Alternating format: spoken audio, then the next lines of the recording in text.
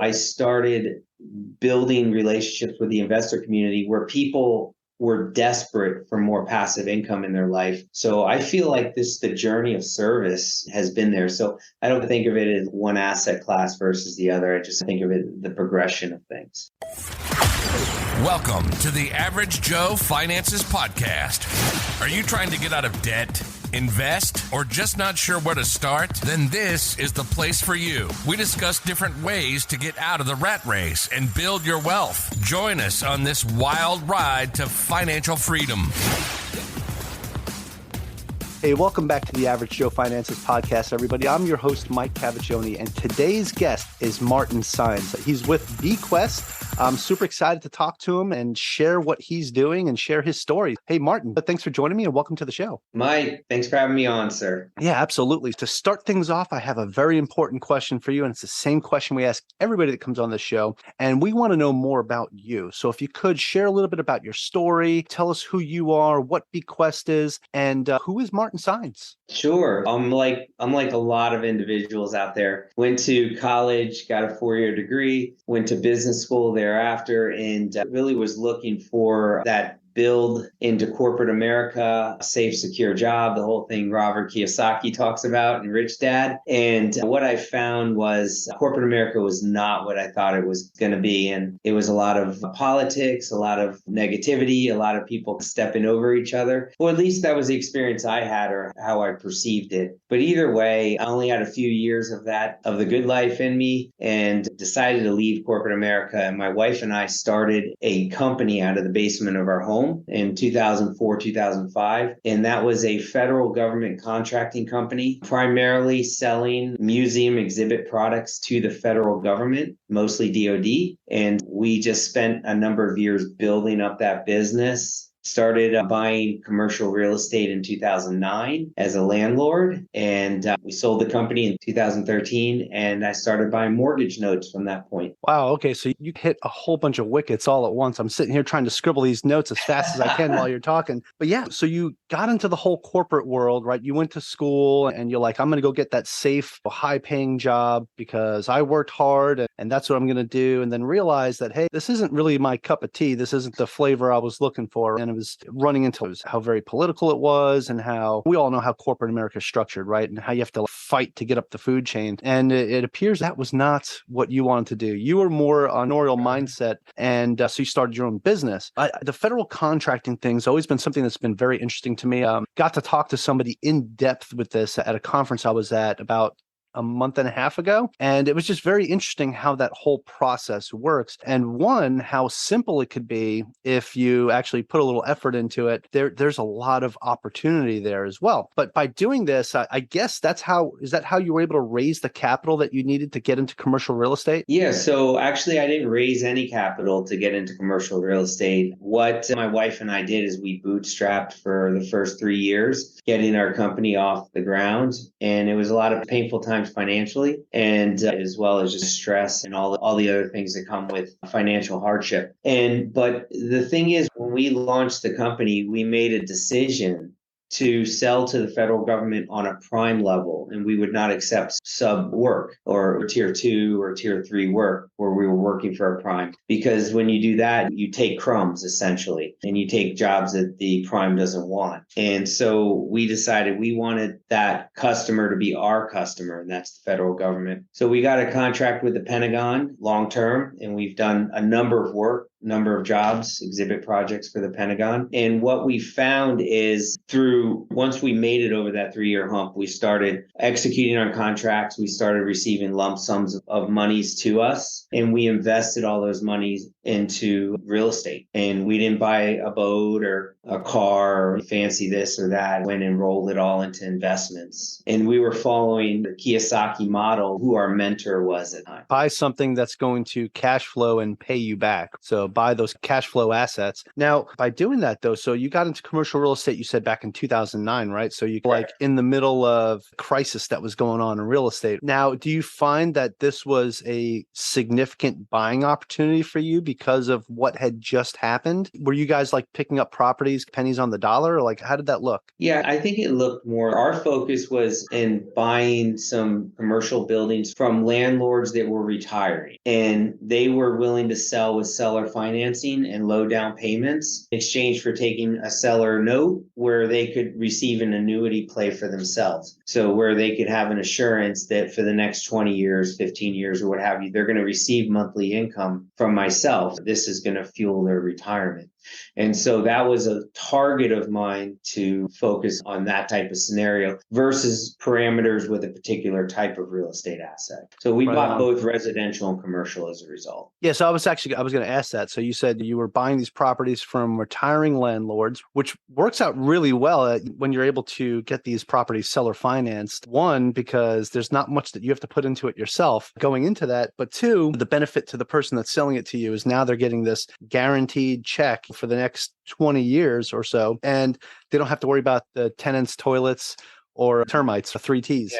So now, but with that said, you said you got into both residential and commercial. Were there other things like actual commercial properties, strip malls or anything like that, triple net lease properties, anything like that? Or was it strictly like multifamily commercial real estate? It was mainly office and industrial space. Okay. Yeah, that was in the Washington, D.C. area. Yeah, nice. That was the main focus on the Virginia side. But what had happened is, even though we turned the corner financially with our small business, we found it to be just very stressful 7 days a week. You're constantly traveling around to various military installations, and it wore on us. And we started having a family. So in 2013, we sold the company, and I was looking for a new opportunity that wasn't so taxing, that involved more freedom of time and passive income. And that's how I fell upon mortgage note investing. Yeah. So tell me what that was like. So when you made that transition, so you sold your business, you got into mortgage note investing, but you had already started buying real estate at the time, right? So that was back in 2009. So over the next 4 years, you're purchasing real estate, then you sell your business in 2013 and got into mortgage note investing. So what made you, instead of going like all in on the commercial real estate side, what made you start looking at note investing as well? Yeah. So what I realized is that purchasing residential and commercial real estate is a great annuity play. You're building something for yourself in the future that you're going to eventually pay off. There's depreciation offsetting and appreciation and some other benefits, but it didn't provide the level of cash flow that I was seeking to meet my financial aspirations. So I was looking for something stronger in terms of monthly passive income.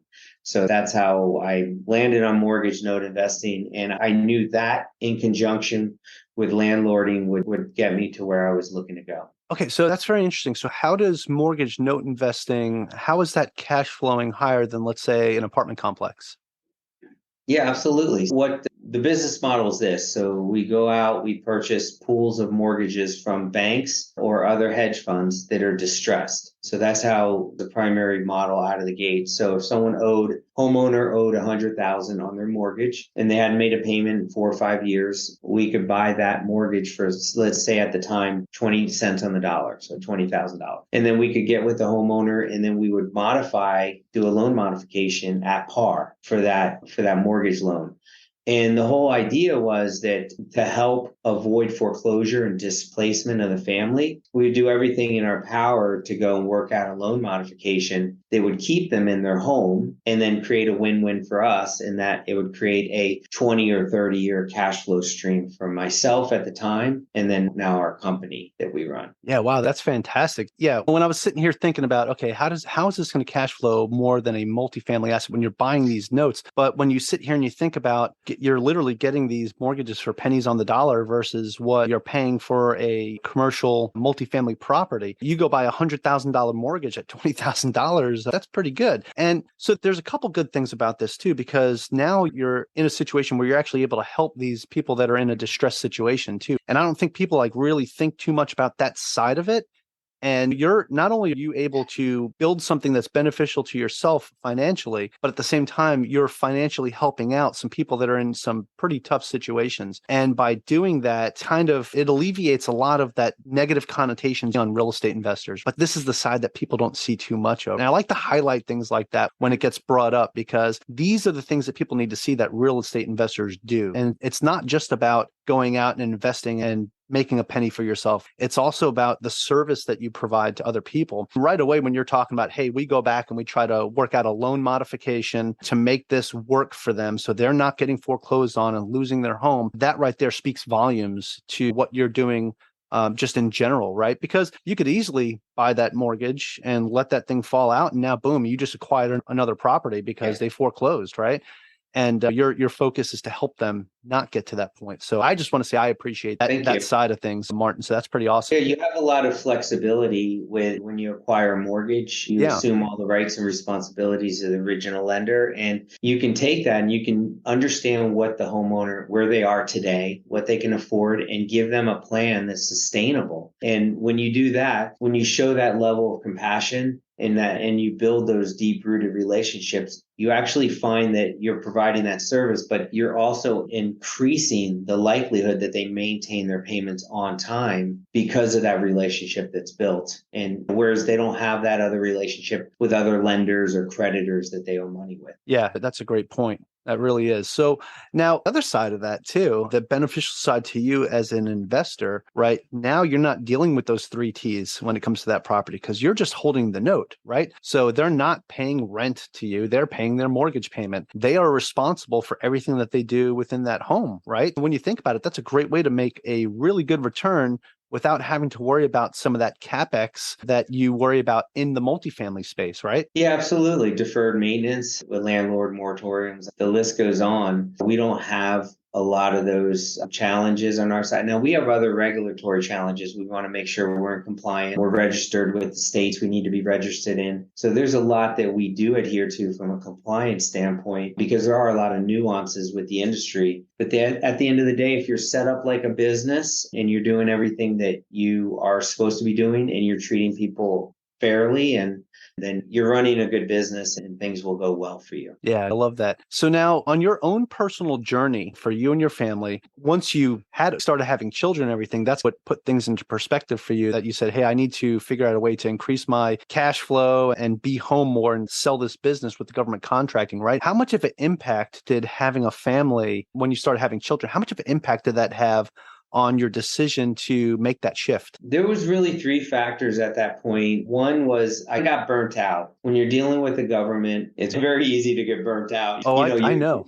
There's you're never answering to one person. You're always answering. It seems like there's 20 people and everyone has their own opinion, their own feedback or what have you. So yeah, that's taxing on you. So I wanted to move away from that. Then we started having a family. So I wanted to be there more. And my wife wanted to stay home, which she did from the point of selling the business. And the other thing is I wanted to do something where I felt like I was more of service to more people. And I found that in mortgage note investing when I bought my first pool of 10 mortgages and I was able to do some loan modifications, I think with 4 of the 10 and right away. And I was able to talk to them and I was able to help another couple. They got a divorce and they both wanted to be out of the property because it was stressful on them. And they signed over the property to me and I was able to resell it for a profit. And so I just found that I could be a problem solver and be of service that way. And so I fell in love with the industry from that point. Yeah. And I love what you said there too about you found by doing this that you are a problem solver, right? And a lot of people don't, again, this is another side of real estate investors that you don't really see too much of because that's not what's portrayed all the time, right? But you are literally out there solving problems for people. And in doing so, taking on that burden yourself, that's where, you're getting your profit from because you're solving problems. And I had an episode that just recently came out with Brandon Turner, and he said something about that as well. He said, you get paid by the level of the problems that you solve, or your pay is commensurate with the level of the problems that you solve. Yeah. And that's something that's just stuck in the back of my head now because when you take that time and you're trying to help other people, but you're solving their problems, it's how much effort are you putting into that? That's going to give you that return. Your ROI is going to be based off of how much you help other people by solving their problems. Absolutely love that. Now, you've been like running in all different gamuts of real estate, right? From the apartment complex side, right? The commercial side, like industry, and now with note investing. But I want to ask you, out of the three of those, which one is more enjoyable to you? What if I told you that you could be debt-free in 5 to 7 years? Hey, it's Mike Cavaggioni with the Average Joe Finances podcast, and I partnered with the Shred Method to help you pay off your mortgage fast. I personally use this method and was able to invest in 2 large multifamily apartment deals, pay off almost $30,000 in home renovation debt, and pay down a large chunk of my mortgage all within 3 months. I am confident in the Shred Method because it works. Did you know that you can eliminate your mortgage with the power of a simple tool called a HELOC? You can learn more about all of this at theshredmethod.com/averagejoefinances. And if you use that link, you're going to save $200 off of your initial cost. Again, this is something that I know works because I use it myself. And that's www.theshredmethod.com/averagejoefinances. Or just click that link below. Are you a business owner that constantly struggles with your CRM system and keeping in touch with clients? Well, let me tell you about the CRM system that I personally use. It's called HiveMind CRM, and I'm telling you, it's been a fantastic addition to my tool belt as a real estate investor, as a business owner, and as a financial coach. Go check it out at averagejoefinances.com/CRM. You're gonna love it. Again, that's averagejoefinances.com/CRM. Let's get back to today's episode.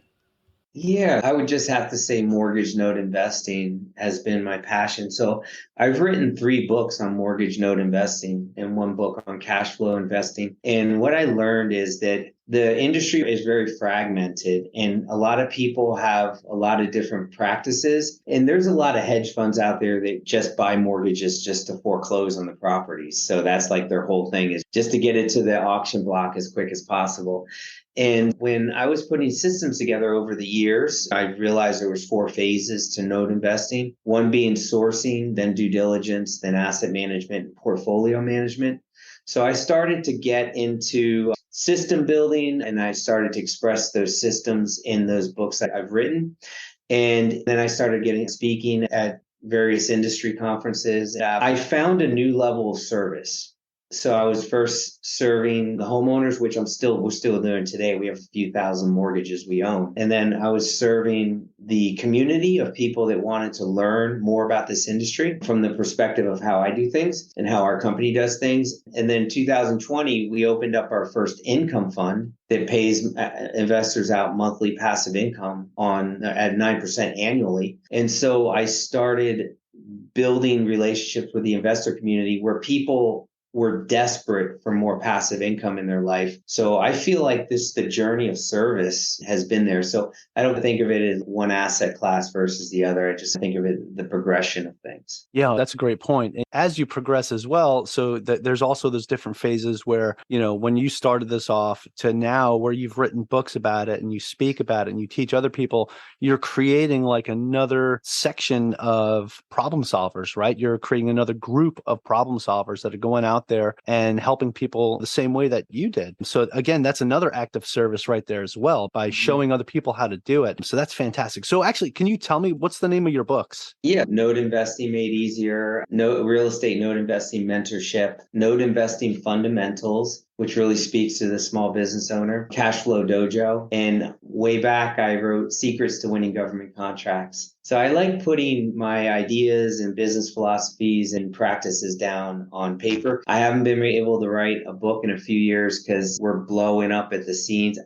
With humility, we are like with inflation. I think inflation is just driving more need for passive income. Our team, we're hiring constantly. We have 20 plus employees and we're going to probably be double that size in a year. So I've just been focused on managing that growth, which is a really beautiful thing. Yeah, that's awesome. So not only that, but now you're creating jobs, right? For other people. Yeah, that's absolutely. awesome, man. Good paying job. So definitely got the names of your books as well. So that's awesome. The fact that you put this information out there and you make it so much easier for people to go out there and figure out how to do this on their own as well. Yeah, definitely go check out Martin's books. Awesome. I'd like to transition this into something that we call the final round, where I'm going to ask you kind of 4 hard-hitting questions. Well, really 3 hard-hitting questions and 1 opinionated question. But this is to give the audience a general idea of who Martin is when he's in a tough situation or how you handle certain things. So if you're ready to go, we'll get this party started. Yeah, absolutely. Let's go. All right, here's the first one, and it's a doozy, all right? What's the biggest mistake you've ever made in real estate investing? Yeah, so in 2011, we operated the company out of the building that we owned. And across the street, there was an entire block that was for sale. It was probably a good 2 acres, and it had a 5,000 square foot building along with a work shed and just some other uses. And I just would stare at that space, and it was only going for about $1 million at the time. And I was just like, I can envision just industrial equipment and machinery that was occupying the space and some commercial landscaping operation there. I was too scared to pull the trigger or raise capital, or I just thought the deal was too big for me at the time. And so I passed on it, and someone else purchased it and did the exact same business model that I was fantasizing about. And so I had to live at looking across the street at that person living my vision, if you will. Yeah. Oh man, what a situation, right? Because it's especially tough when you see something that you want to do and then you get that fear that sets in and you say, oh, I'll hold off and I'll wait. And then somebody else like swoops in and makes it happen. A lot of people face that all the time, this analysis paralysis. And so it's good to know that, it happens to everybody. And for those that are listening right now, take what Martin just said and realize that if there's something you're thinking about doing, just go out there and do it, right? Because these are the things that you miss these opportunities. So thank you for sharing that with us. So the next question. So just for clarification there, I didn't know about partnering with investors. I knew, but I didn't do it. And so I wanted to do everything myself. And so if I didn't have the down payment myself, I didn't feel comfortable that I could go through and with this deal and put it all to work. But go ahead. Yeah, Sorry. that's another piece of that too, the education and the networking piece. So if you would have known that, you had another opportunity, another way to make that happen. So that's awesome. So again, thank you so much for sharing that. All right. So the next question, Martin, is what is something that you've learned that you wish you knew when you first got started? Yeah, this is something I learned in 2013 that I wish I would have had more awareness of when we launched the government contracting company. And that is invest in assets that produce cash flow and that you have some sense of control over. My wife and I, we worked for active income. So we performed on a job and got paid, performed on a job and got paid. Now we did use the money for good and we bought real estate assets with the money, but I really should have been looking to invest in assets that produced passive monthly income. And it wasn't until I started doing that in 2013 that I started to realize what true freedom rested, and that's with monthly passive income. Yeah, that's a great point. And it's something that I think a lot of people wind up learning a little later as they get started. But especially in today's market right now with the way things are, cash flow is king, right? It's one of those things, that's what you want to go after. I appreciate appreciation. But at the same time, right now, the future can be a little uncertain at times, right? So having something that's going to cash flow. The model most people live by is put as much into the 401k as you can, or invest with a financial planner that's going to build some lump sum for you. And then at the end of the day, whatever day that is, you hope that a lump sum amount is going to be as valuable as you perceived it to be. And then you have the challenge of how to convert that from a lump sum into something that is predictable and consistently paid to you on a monthly basis. You hope to not burn through the stash before your time is expired. And that's how most people do. And that's a strategy of hope, in my opinion. No, Martin, I appreciate you bringing it to that side as well, because I was keeping it like solely on the real estate side. But at the same time, typical blue collar worker that's going to work and putting money away in their 401k and saying, okay, I'm going to make sure I save up enough to retire at the ripe old age of or ripe young age of 65, because that's everybody thinks that's young, really 65. And is that really when you want to start living your life? But anyway, you need to make sure that you have enough in there that it's going to pay you over the rest of your life. And people are living longer. And a lot of times people find they get to the end of that road and they're like, I'm ready to retire. And they're like, I've got enough money to live for 5 years. 36% of people that make over 200K are living paycheck to paycheck. So it's not, I talk to investors every day, blue collar, white collar, there's people that are living with incorrect data, and they're smart people all the way to whatever. They're living with a bad blueprint. Yeah, no, absolutely. It's more money, more problems, right? So a lot of times people can't differentiate that when they get a pay raise or they get a new higher paying job. They're just like, okay, cool, I make this much now. This is how much I can spend. And they don't realize they're not saving that extra money. They're not putting that money away or investing into cash flowing assets that are going to help them in the future. Not only in the future, but I think most people should try. If you are working in a job where you're making a certain amount of money, you should be investing as much as you can to get to the point where your investments will pay what your job pays you, right? Then you can officially walk away. You can get yourself to that point where you're financially independent and walk away and go live that life that you want to live. I think that's super important. So this kind of like ties into what the next question is, and especially for the newer folks that are looking to get started and everything. But do you have any tips or tricks that you would recommend to someone that is just getting started today? Yeah. First thing is put a financial statement together for yourself and make it a weekly habit, if not daily, to review that financial statement. Self-awareness, where you are today, is so critically important to understand and absorb in before you do anything. Yeah. Wow. That's a great tip to start off. You should know where you're starting at, right? So you know what your end goal needs to be. I think that's super important. Okay. Now, I will preface this question with, besides your own, because you've written for yourself, right? But do you have a favorite business, investing, or real estate related book or podcast, or both? Yeah, so I'll go with a favorite podcast. I like Joe Brown with Heresy Financial. And then I also like Nick from Reventure Consulting, more on the real estate side. I enjoy both of those two podcasts greatly. And as far as a favorite book, I'll go with my all-time favorite, and that's Cash Flow Quadrant from Kiyosaki. I've read that a number of times, and I still get lots of nuggets from it. All right, some fantastic recommendations. I wrote down those two podcasts because I'm going to check those ones out too. Cash Flow Quadrant is a must-read as well. Kiyosaki, he writes some good books when it comes to trying to figure out how to create passive cash flow, and not just passive cash flow, but just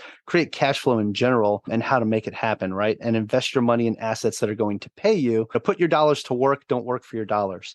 So I love it.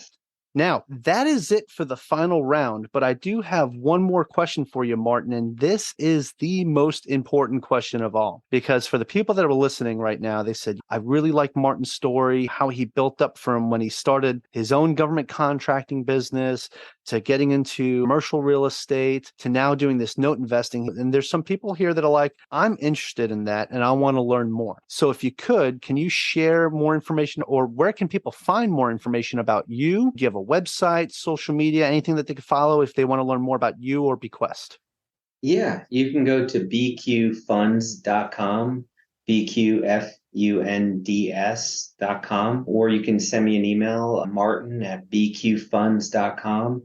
It doesn't even have to be related to investing with us. It can just be a general question. I'm always here. I'm happy to help. I think we're all a community of individuals and families that are just trying to do better for ourselves and the families we support. If someone has something and I can provide a service or an answer of some kind, then I'll be glad to do that. All right, Martin, that's awesome. Thank you so much. And again, thank you so much for taking the time to talk with me and coming on the show today. I really appreciate it. Thanks a lot, Mike. All right. Hey, and to my listeners, thank you so much for joining me and our special guest, Martin Saenz, on the Average Joe Finances podcast. Go leave us a 5-star review and tell us what you liked about today's episode with Martin. Aloha from Hawaii, and have a great rest of your day.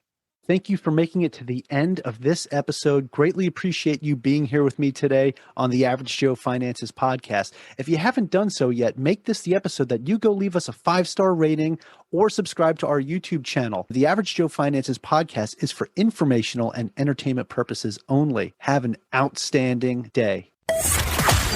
Thanks for listening to the Average Joe Finances podcast, your source for beating debt, saving money, and investing. Learn more at averagejoefinances.com.